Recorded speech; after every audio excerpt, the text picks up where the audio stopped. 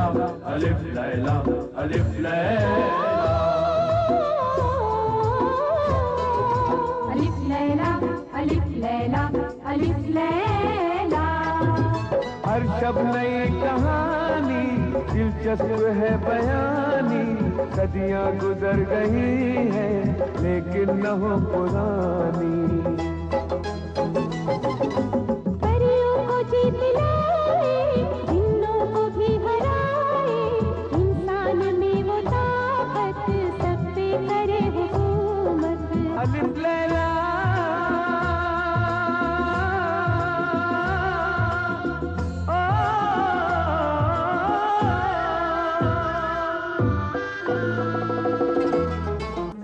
Baghdad का मशहूर अब्बासी खलीफा हारून रशीद एक ऐसा इंसानियत पसंद हुक्मरान था जो अपनी रियाया का हाल मालूम करने के लिए रात को भेस बदलकर अपने शहर, गांव और गलियों में जाया करता था।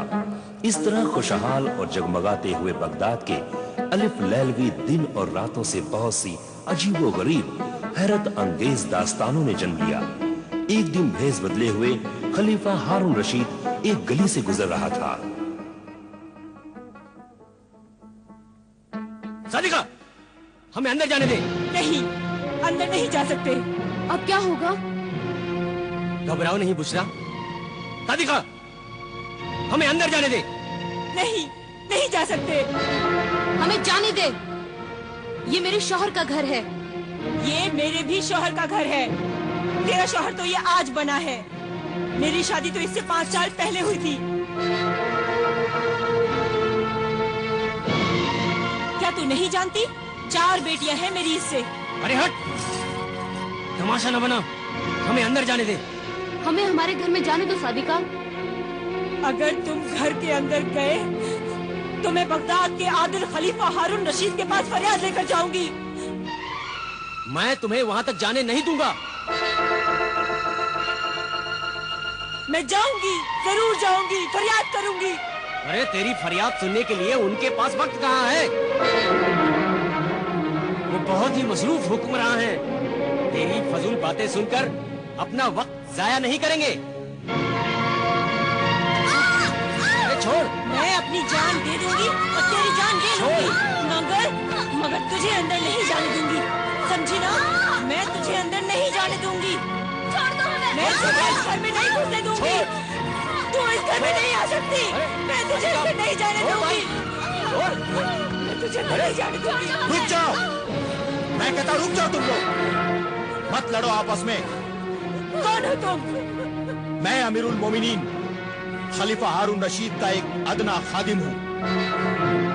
उन्होंने मुझे हुक्म दिया है कि तुम सब दरबार में हाजिर हो जाओ और झगड़े की वजह बयान करो।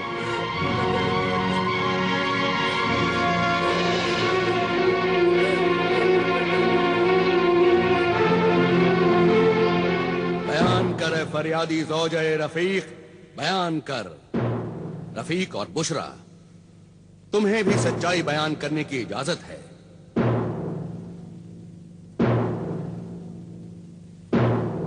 आखिर इस लड़ाई की बुनियाद क्या है? इस झगड़े की बुनियाद है दूसरी शादी। मेरे शौहर ने दूसरी शादी कर ली है। अमीरुल मोमिनीन। अमीरुल मोमिनीन, हमारे मजहब इस्लाम ने दूसरी शादी की इजाजत दी है। मगर किन हालात में दूसरी शादी की इजाजत दी है? अगर औरत बांझ हो, या बच्चा पैदा करने के लायक न हो, या फिर मुसलसल हमेशा बीमार रहती हो। और दूसरी शादी करने के लिए अगर पहली बीवी इजाजत दे तभी शौहर दूसरी शादी कर सकता है। क्या तुमने अपनी दूसरी शादी करने से पहले अपनी पहली बीवी से इजाजत ली थी? जी नहीं। तो फिर तुम गुनहगार हो। तुमने अपनी पहली बीवी पर जुल्म किया है और मजहब इस्लाम को बदनाम किया है। मगर इसमें मेरा क्या कसूर है अमीरुल मोमिनीन? कसूर है हुजूर, कसूर है, बहुत बड़ा कसूर है। ये भी मेरे खाविंद के गुनाह में बराबर की शरीक है। तुमने या तुम्हारे माँ बाप ने मुझसे आकर पूछा पूछा मुझसे आकर कि मैंने अपने शौहर को दूसरी शादी की इजाजत दी है या नहीं? और अब ये जुल्म मैं बर्दाश्त कर रही हूँ अमीरुल मोमिनीन। तुम्हारा इल्जाम सही है मजलूम सादिका। आखिर तुमने दूसरी शादी क्यों की? क्योंकि इस बीवी से मेरी 4 लड़कियां पैदा हुई, इससे कोई लड़का पैदा नहीं हुआ। बेटा पैदा करना औरत के इख्तियार में नहीं है, इसका जिम्मेदार भी मर्द है। क्यों तबीब, हकीम, हाजिक और मसीहुज्जमा, आपका क्या ख्याल है? आपने बिल्कुल सही फरमाया हुजूर। तिबो हिकमत की बरसों की तहकीक के बाद मुहक्किक इस नतीजे पर पहुंचे हैं कि मर्द का जो मादा जिसे कि हमल करार पाता है, उसमें जिस किस्म के जरसोम ज्यादा होते हैं, बच्चा वैसा ही पैदा होता है। हुजूर, अल्लाह का जो निजाम है वो बिल्कुल सही है। बेटियां भी तो इंसान ही होती हैं। अल्लाह की कुदरत को निशाना बनाना मर्द के किरदार और ईमान की कमजोरी है। मेरे शौहर अपनी बेटियों को ना अच्छा खाने को देते हैं, ना अच्छा पहनने को देते हैं। वो इन्हें बोझ समझते हैं, वो इनसे नफरत करते हैं। तौबा नऊजुबिल्लाह, अल्लाह तुम्हारी अक्ल पर रहम करे। बेटी से नफरत करके तुम जहन्नुम में अपनी जगह बना रहे हो। ऐ गुमराह पिदर, बेटी तो अल्लाह की रहमत और रसूलुल्लाह का सलाम है। कयामत के दिन औलाद को बाप के नाम से नहीं, माँ के नाम से पुकारा जाएगा।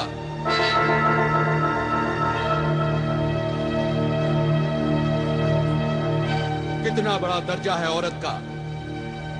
माँ के कदमों के नीचे ही जन्नत है। ये दुनिया औरत के लिए ही बनाई गई है। औरत ने ही बड़े बड़े पैगंबरों को पैदा किया। बड़े बड़े वली अल्लाह, दरवेश, कौम के रहनुमा और मुजाहिदों ने माँ की गोद में ही परवरिश पाई है।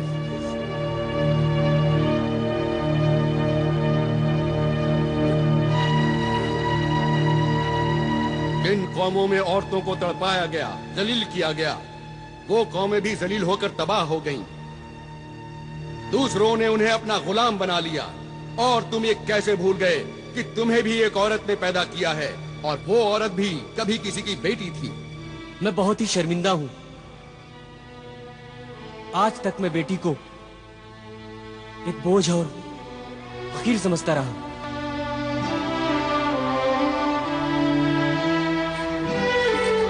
आज आपने मेरी आंखें खोल दी और मुझे बता दिया कि बेटी का दर्जा क्या होता है।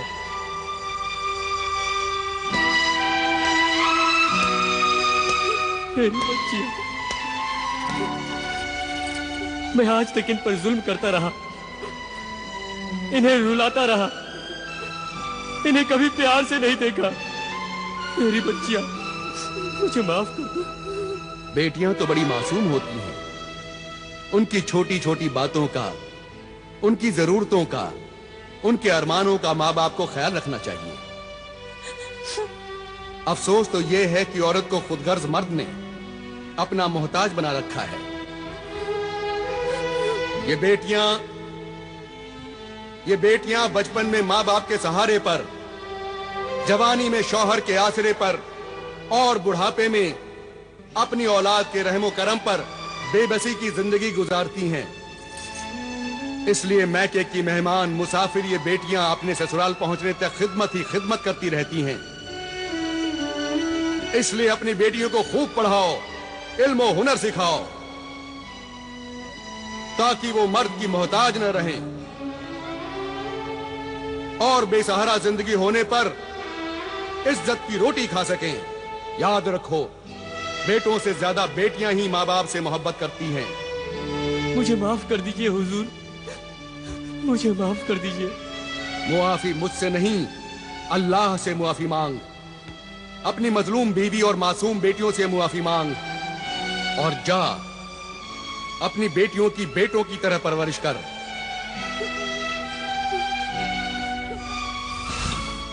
ये हुक्मरान खलीफा सिर्फ तख्त पर बैठकर हुकूमती नहीं करता, बल्कि एक मुशफिक बाप, एक मजहबी आलिम एक रोशन दिमाग उस्ताद की तरह अपनी रियाया के मसाइल में दिलचस्पी लेता है? सिर्फ दिलचस्पी ही नहीं लेता, उनके मसाइल हल करता है और जीने का सलीका सिखाता है। ये गरीब और अमीर दोनों का हमदर्द है। ये सुना है कि खलीफा हारून रशीद की बेगम आलिया जुबैदा को उनसे बड़ी शिकायत है कि वो उनके साथ ज्यादा वक्त नहीं गुजारते। ताज्जुब है। हुजूर अनवर, आज हमारी तबीयत थी कि हम आपके साथ उस नहर के किनारे चहलकदमी करें जो आपने हमारे लिए नहर जुबैदा बनवाई है। यकीनन हमें बहुत ही खुशी होती बेगम आलिया, लेकिन आज आप हमें मुआफ फरमाएं। शाम होने वाली है और हमें अपना फर्ज अदा करने के लिए महल के बाहर जाना होगा। आप जैसे फर्जशनास शौहर की बीवी होना तो हमारे लिए बाइसे फख्र है, और ये तो हमारे लिए और भी खुशी की बात है कि जो वक्त बीवी के साथ गुजारने के लिए होता है वो भी आप अपनी रियाया की भलाई और खिदमत में गुजारते हैं। इसके लिए तो हम वाकई आपके एहसानमंद हैं बेगम, जो ये कहकर आपने हमारी हौसला अफजाई की है। वाकई अगर शरीक हयात बीवी शौहर के जज्बात और उसके कामों में शरीक हो तो शौहर अपने नेक मकसद में जरूर कामयाब होता है। वक्त हो चला है मेरे सरताज, आप जाइए, देर हो रही है। न जाने कितने मौसम गुजर गए हैं, लेकिन हम आपकी सैरो तफरीह की ख्वाहिश पूरी न कर सके। वाकई हम बहुत शर्मिंदा हैं बेगम, खुदारा हमें मुआफ कर दें। नहीं नहीं, मुआफी मांगकर इस कनीज को शर्मिंदा न करें मेरे सरताज।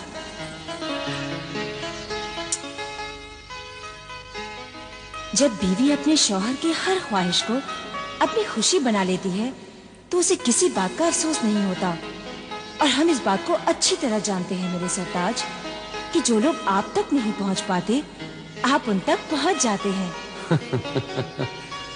अल्लाह हाफिज। अल्लाह हाफिज मेरे सरताज।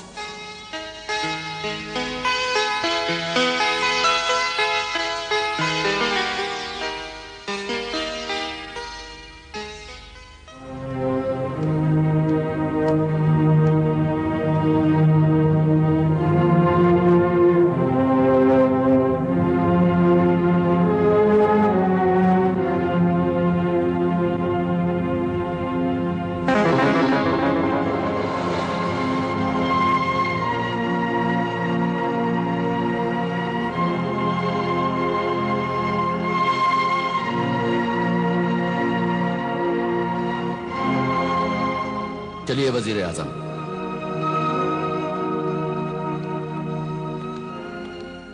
अल्लाह के नाम पर कोई खाना खिला दो, मुझ भूखे फकीर को कोई खाना खिला दो। मैं 3 दिन से भूखा हूँ, कोई फकीर को खाना खिला दो, नहीं तो मैं भूख से तड़प तड़प कर मर जाऊंगा। मुझे कोई खाना खिला दो, अल्लाह के नाम पर कोई।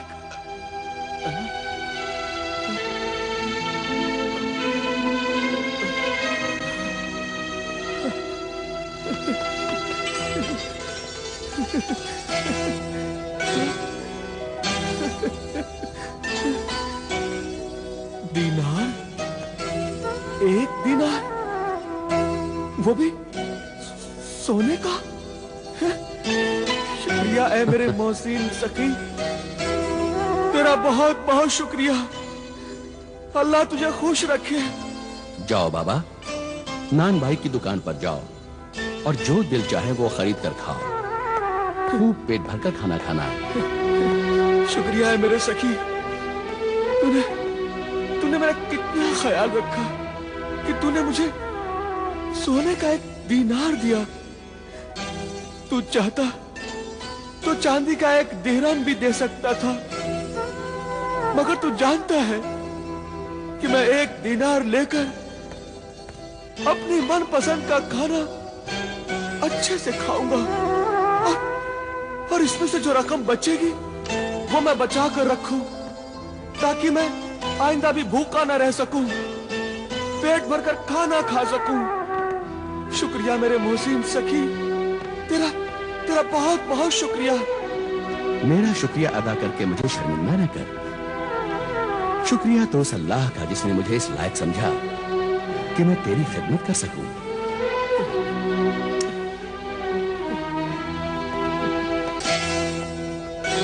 जाओ बाबा, और जाकर पेट भरकर खाना खाओ और उस अल्लाह का शुक्रिया अदा करो। हाँ, जाता हूं,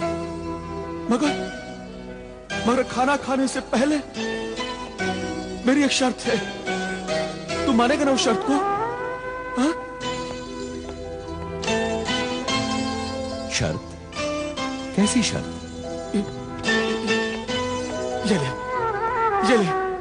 ये कोड़ा ले और मेरी पीठ पर 3 कोड़े मार। 3। जब तू 3 कोड़े मारेगा तभी मैं खाना खाऊंगा। क्या तू पागल है नाबीना फकीर? नहीं, मैं पागल नहीं हूं। मैं पूरा होशो हवास में हूं। ये कोड़ा ले और इस पीठ पर मुझे 3 कोड़े मार। ले, जिसने मुझे भीख दी है, जब वो मुझे कोड़े मारेगा तभी मैं खाना खाऊंगा।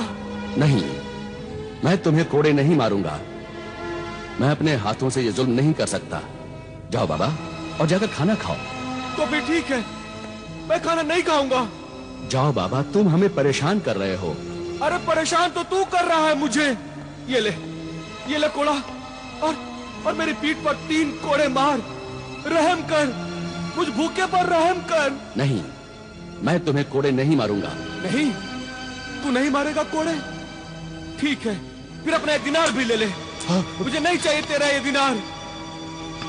अल्लाह के नाम पर मुझ भूखे फकीर को कोई खाना खिला दो। अल्लाह के नाम पर कोई खाना खिला दो। अल्लाह के नाम पर कोई खाना खिला दो। मैं 3 दिन से भूखा हूँ।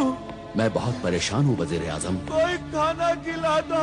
इस फकीर की भूख, इसकी पुकार, इसकी फरियाद खाना खिला दो। मैं तुम्हें सुन सकता हूँ और नहीं देख सकता हूँ। ए नूर वालो, मुझ बेनूर को कोई खाना खिला दो। तरस खा मुझ बेनूर पे, कोई खाना खिला दो। इस अंधे भूखे फकीर को मारने के लिए मेरे हाथ कैसे उठ सकते हैं? न तो मैं इसे कोड़े मार सकता हूँ और न ही मैं इसकी भूख मिटा सकता हूँ। अल्लाह के नाम पर कोई खाना खिला दो। खाना खिला दो, नहीं तो मैं भूख से मर जाऊंगा। कोई खाना खिला दो। या अल्लाह, तू मेरी नेकी और सब्र का कैसा इम्तिहान ले रहा है। रहम कर मुझ पर और रहम कर इस बूढ़े फकीर पर। या अल्लाह, कोई खाना खिला दो मुझे।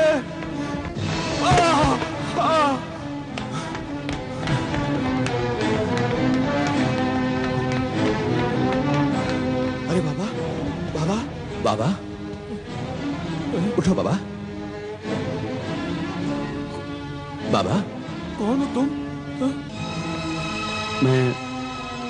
मैं एक तालिबे इल्म हूँ। बगदाद में जो कुतुबखाना है, वहां किताबें पढ़ने के लिए आया हूँ। अरे तुम वही हो ना जिसने मुझे सोने का दिनार दिया था? है तालिबे इल्म, इस बगदाद शहर में तुझे इल्म तो मिल जाएगा, मगर मुझ भूखे फकीर को रोटी नहीं मिलेगी। रोटी नहीं मिलेगी मुझ भूखे फकीर को। जरूर नहीं मिलेगी।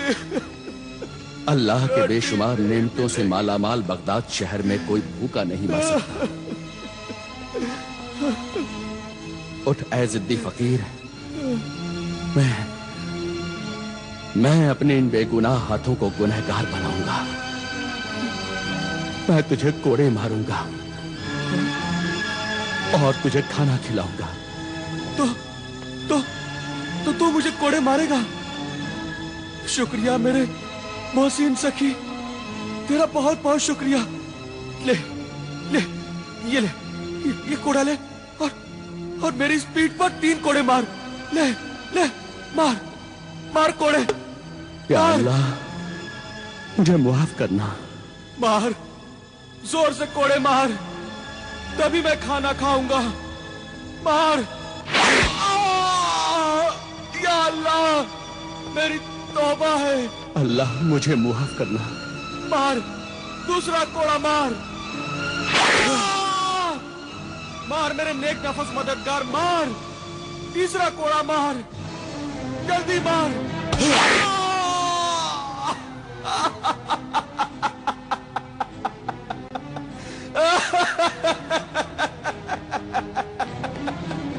अल्लाह, अब वो दीनार दे दे और मेरा कोड़ा भी। अब मैं पेट भरकर आज खाना खाऊंगा। दे मेरे नेक मददगार, और वो कोड़ा भी दे।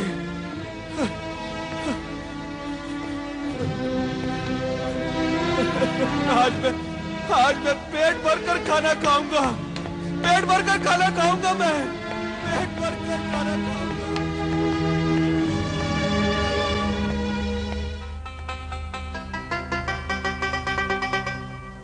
या अल्लाह, तेरा लाख लाख शुक्र है, तूने आज इस भूखे फकीर को खाना खिला दिया।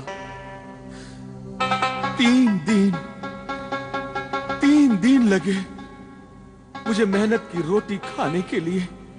या अल्लाह, और मेरे इस मददगार की भी मदद करना। उस नेक दिल इंसान को हमेशा अच्छा रखना, उसके दिल की हर मुराद पूरी करना, इतना अजीज इंसान बनाना कि रहती दुनिया तक उसका नाम रोशन रहे।